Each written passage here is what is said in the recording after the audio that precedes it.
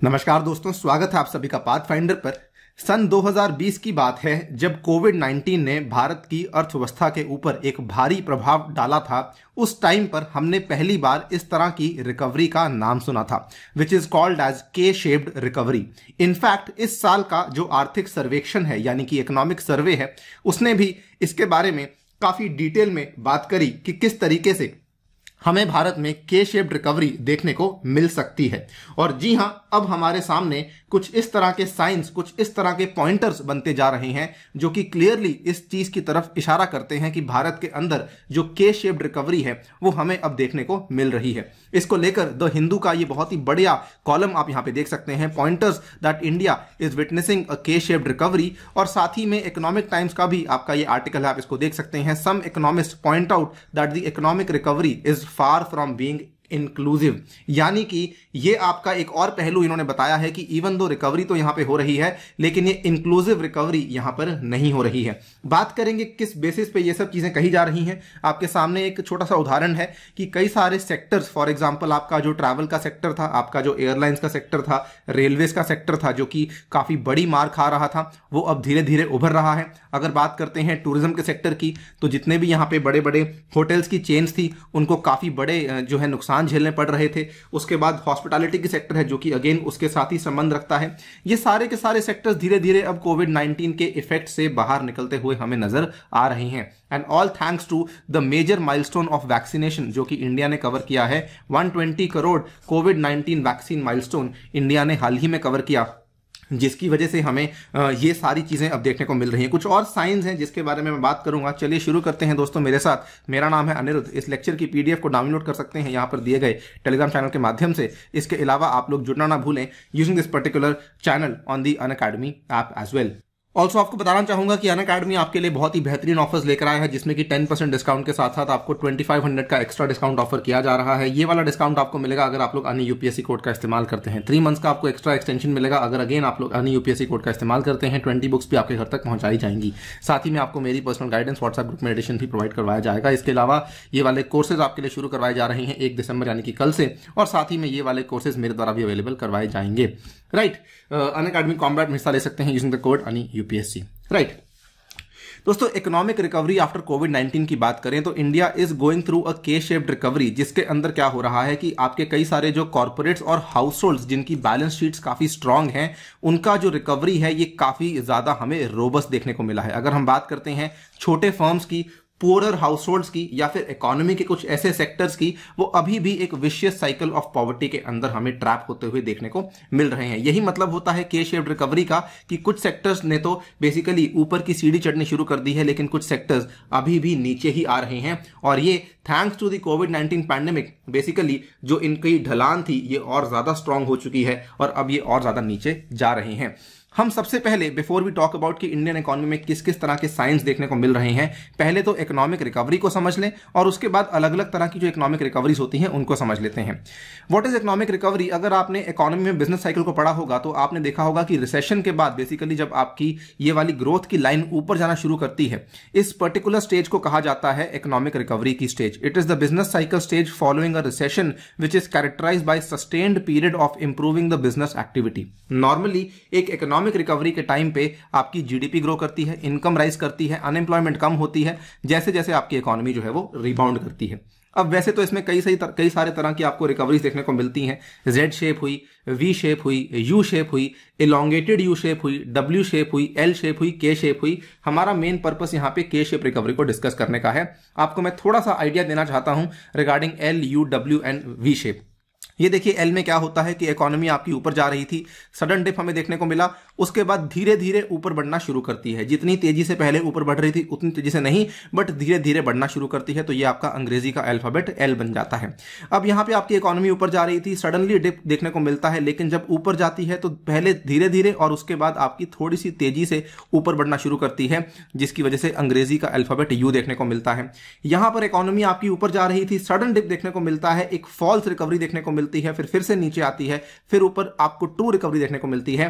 तो आपका अंग्रेजी का अल्फाबेट डब्ल्यू देखने को मिलता है। यहां पर आपकी इकोनॉमी ऊपर जा रही थी, सडन डिप देखने को मिला, सडन राइज देखने को मिला, फिर से आपकी इकोनॉमी आगे बढ़ती है, तो अंग्रेजी का अल्फाबेट वी देखने को मिलता है। ये कुछ आपके उदाहरण हैं इन ऑर्डर टू एक्सप्लेन कि अलग अलग तरह की रिकवरीज आपकी अलग अलग तरह की इकोनॉमीज में हमें देखने को मिल सकती हैं।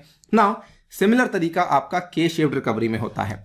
के शेप्ड रिकवरी में क्या होता है, when following a recession different parts of the economy recover at different rates, times और मैग्नीट्यूड्स। यानी कि मान लीजिए एक इकोनॉमी के अंदर लेट्स से 5 सेक्टर हैं, वो 2 सेक्टर आपके सही ऊपर जा रहे हैं, 3 सेक्टर आपके जो है वो नीचे जा रहे हैं। इसका मतलब आपकी के शेप्ड रिकवरी होगी। आपको मैं फोटो दिखाऊंगा और अच्छे तरीके से समझ भी आएगा।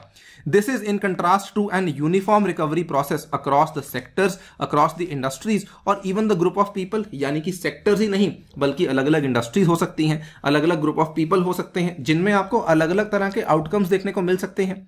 अगर इकोनॉमी के अंदर के शेप्ड रिकवरी होती है, उस केस में आपकी इकोनॉमी के अंदर चेंजेस भी आपको देखने को मिलते हैं और द ब्रॉडर सोसाइटी, बिकॉज जो इकोनॉमिक आउटकम्स और रिलेशंस हैं वो काफी ज्यादा यहां पर बदल जाते हैं। This type of recovery is called K shaped because the path of different parts of the economy when charted together may start to diverge resembling the arms of the Roman letter K. अब देखिए economy sir ऊपर जा रही थी, business cycle ने अपनी peak को touch कर लिया, कोविड-19 की महामारी की वजह से आपका रिसेशन शुरू हो गया, ठीक है, इकोनॉमी नीचे आना शुरू हो गई। अब कोविड-19 की वजह से थोड़ी देर इकोनॉमी स्टैग्नेट करी, धीरे धीरे हमने उसको थोड़ा कंट्रोल में किया। कुछ कुछ सेक्टर्स के अंदर अच्छी रिकवरी देखने को मिली और कुछ कुछ सेक्टर जो है वो नीचे जाना शुरू कर दिए। यानी कि अब आपको क्या देखने को मिला, अंग्रेजी का अल्फाबेट के देखने को मिला, जिसकी वजह से इसको कि हम लोग के शेप्ड रिकवरी कह रहे हैं। कौन से सेक्टर्स होते हैं जो कि रिकवर करते हैं? हमने देखा इंफॉर्मेशन टेक्नोलॉजी। अगर आप लोग शेयर मार्केट को फॉलो करते होंगे, आपने देखा होगा किस तरीके से आईटी के शेयर्स बहुत ज्यादा बढ़ गए थे। जो लोग वर्क फ्रॉम होम कर रहे थे उसके बावजूद भी अच्छा कर रहे थे। रिटेल का सेक्टर आपने देखा होगा काफी अच्छा परफॉर्म कर रहा था। सॉफ्टवेयर सर्विसेज और अच्छा परफॉर्म करने लगी। वहीं अगर आप देखें ट्रैवल का सेक्टर, एंटरटेनमेंट का सेक्टर, हॉस्पिटैलिटी का सेक्टर, फूड सर्विस का सेक्टर, क्यों? रेस्टोरेंट्स बंद रहे, सिनेमा हॉल्स बंद रहे, ट्रेनें बंद रहीं, एयरलाइंस बंद रहीं, लोग कहीं आ जा नहीं पा रहे थे, तो ये सारे के सारे सेक्टर्स नीचे जाना शुरू कर चुके थे। ये आप देख सकते हैं नीचे जा रही हैं और ये नीली रेखा वाले सेक्टर्स ऊपर को जाना शुरू कर दिए थे। तो ये आपका बन गया ना के शेप्ड आपका अल्फाबेट। इस चीज को कहा जाता है आपका के शेप्ड रिकवरी। अब बात करते हैं कि इंडिया में हमें साइंस ऑफ अ के शेप्ड रिकवरी किस तरीके से देखने को मिलते हैं। तो मैं आपको बताऊंगा कि कुछ कुछ चीजें नीचे जा रही हैं, कुछ कुछ चीजें ऊपर जा रही हैं। केवल कुछ कुछ पॉइंटर्स मेंशन कर रहा हूं, बहुत इन डेप्थ एनालिसिस नहीं करने वाले हैं। देखिए, जो हाउस होल्ड आपके पहले ही बॉटम पे थे, they have experience a permanent loss of income, क्योंकि उनके पास उनकी नौकरी वो चली गई है, ठीक है। अब यहां पर क्या है कि उनकी जो हालात है वो और भी खराब हो चुके हैं। यहां पर to the extent that Covid has triggered an effective income transfer from the poor to the rich, this will be demand impeding because the poor have a higher marginal propensity to consume. अब problem क्या हुई है, इसको ध्यान से सुनिएगा कि जो इंसान तो गरीब था, वो इंसान पहले गरीब होने की वजह से उसने अपनी नौकरी खो दी, कोविड-19 की वजह से वो और गरीब होता रहा, और जो आपका इंसान अमीर था वो और अमीर होता रहा। तो बीच में क्या हुआ, गैप आपका बढ़ता रहा। जब गैप आपका बढ़ता रहा, इसकी प्रॉब्लम क्या है कि जो इंसान दोस्तों अमीर होता है उसको बेसिकली उसकी कंजम्पशन की कैपेसिटी कम होती है। जो इंसान गरीब होता है उसकी प्रोपेंसिटी टू कंज्यूम ज्यादा होती है, that is they tend to spend instead of saving. इसका मतलब आपकी इकोनॉमी के अंदर जो पैसा है वो आपको कम देखने को मिलेगा, बिकॉज जो आपका अमीर इंसान है वो सेव करने की कोशिश करता है। This is a problem of a के शेप्ड रिकवरी जो कि हमें अब देखने को मिल रही है। केवल इतना ही नहीं, क्योंकि गवर्नमेंट की जो टैक्सेशन पॉलिसीज हैं they continue to be regressive with increased indirect taxes. Indirect taxes बढ़ रहे हैं। उदाहरण के तौर पे जीएसटी को बढ़ाने की बात चल रही थी, कई सारी चीजों के दाम बढ़ गए थे, और डायरेक्ट टैक्सेस जो हैं ये भी आपके बेसिकली कम हो गए थे। इसका मतलब क्या था, जो टैक्स इंसिडेंट था वो सबसे ज्यादा किसके ऊपर बढ़ रहा था, वो गरीबों के ऊपर आपका टैक्स इंसिडेंस बढ़ रहा था। अगेन अगर आप देखेंगे वो वाला गैप आपका इंक्रीज हो रहा है। एक पॉपुलर कंपनी है क्रिसिल के नाम से, जिसने अपनी एक रिपोर्ट में ये कहा कि in the year 2021 two wheeler sales are set to decline by 3% to 6% year over year. उन्होंने ये कहा कि इतनी ज्यादा लोएस्ट हमें टू व्हीलर सेल्स देखने को मिली है जितनी कि हमें पिछले 7 सालों में देखने को नहीं मिली है। क्लियरली ये एक ऐसा सेक्टर है जो कि इस महामारी से काफी खराब तरीके से प्रभावित हुआ है। वहीं अगर आप देखेंगे जॉब्स को लेकर थोड़ी अच्छी चीज देखने को मिल रही है। ओवर 5 मिलियन और 50 लाख पीपल इन्होंने अपनी नौकरियों को खोया according to the CMIE report. लेकिन अगर आप देखेंगे मनरेगा की जो जॉब्स हैं उसको लेकर डिमांड काफी बढ़ चुकी है। सरकार 2 बार इस बार ऐलान कर चुकी है। पहले सरकार ने क्या कहते हैं ऐलान किया इतना पैसा डाला जाएगा, उसके बाद ऐलान किया कि इतना पैसा यहां पे डाला जा रहा है, ₹10,000 करोड़ मोर फॉर दी मनरेगा स्कीम। डिमांड बढ़ रही है, वो अलग बात है कि सरकार ने ओवरऑल बजट एलोकेशन कट किया, लेकिन now the government is realising कि अगर हम लोग मनरेगा की नौकरियां नहीं देंगे तब तक हमारी जो के शेप्ड इकोनॉमिक रिकवरी की खराब इंप्लीकेशंस हैं उसको हम लोग यहां पे प्रिवेंट नहीं कर पाएंगे। इसीलिए ये वाली खबर आपके सामने आई है जस्ट 25 नवंबर की कि 10,000 crore rupees more have been sanction for the मनरेगा स्कीम। सो कहीं ना कहीं के शेप्ड रिकवरी होने के नुकसान भी होते हैं। अगर फायदे हैं तो कुछ ना कुछ नुकसान भी हैं, जिसकी वजह से अब गवर्नमेंट इस चीज को रियलाइज कर रही है और पैसा अकॉर्डिंगली उस सेक्टर में डाल रही है जहां पर आपको डिमांड देखने को मिलेगी। और मनरेगा में कौन लोग काम करते हैं? नॉर्मली पुअर और गरीब लोग काम करते हैं। अगर पुअर और गरीब लोगों के जेब में पैसा जाएगा तो ये वाला जो आपका प्रोपेंसिटी टू कंज्यूम है ये आपका बढ़ेगा, ये बढ़ेगा तो ये वाला जो सेक्टर नीचे जा रहा था ये धीरे धीरे ऊपर बढ़ना शुरू करेगा और हमारा के शेप्ड का जो डाइवर्जेंस है वो कम होना शुरू होगा, जो कि हमारी इकोनॉमी के लिए और भी अच्छा देखने को मिल जाता है। नाउ इसके लिए कई सारी कंट्रीज हैं जो कि ऑलरेडी अच्छे स्टेप्स ले रही हैं सो दैट उनकी कंट्रीज में के शेप्ड रिकवरी देखने को ना मिले। क्यों? आप देखिए यूएस में क्या हुआ, उसके बाद कई सारे यूरोपियन कंट्रीज में, कनाडा में क्या हुआ, उन्होंने क्या किया कि कई सारे सोशल वेलफेयर स्कीम्स को अनाउंस किया, कई सारे अनएम्प्लॉयमेंट चेक्स को अनाउंस किया।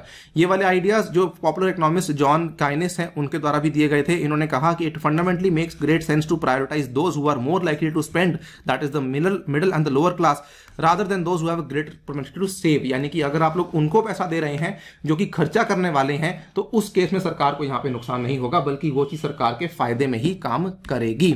यहां पर इन्होंने कहा कि इस तरह की चीजों को, वेलफेयर स्कीम्स को अगर आप प्रमोट करते हैं तो आपकी इकोनॉमी बेहतर तरीके से रिवाइव कर सकती है। यहां पर आप देखिए the government to increase the progressive taxes and reduce the indirect taxes, ये आपका सही तरीका होना चाहिए सो दैट जो लोअर इनकम के हाउस होल्ड हैं उनके ऊपर आपका प्रेशर कम होना चाहिए। तो ये कुछ तरीके भी बताए हैं कि इंडिया की जो रिकवरी है वो और बेहतर किस तरीके से हो सकती है और के शेप्ड की जो खराब चीजें हैं उससे हम किस तरीके से बच सकते हैं। नाउ इंडिया के Q2 के आंकड़े भी आज सुबह ही सामने आए हैं, उसको लेकर मैं एक सेपरेट वीडियो आपके सामने पेश करूंगा। बट इंडियन इकोनॉमी यहां पर कहा जा रहा है कि ये आपके जो Q2 के आंकड़े हैं ये बेसिकली थोड़ा अच्छे हमें नंबर्स बता रहे हैं, बिकॉज जिस तरीके से Q1 के आंकड़े आए थे thanks to the second wave of कोविड-19 वहां से हमें एक बेहतर रिकवरी देखने को मिली है।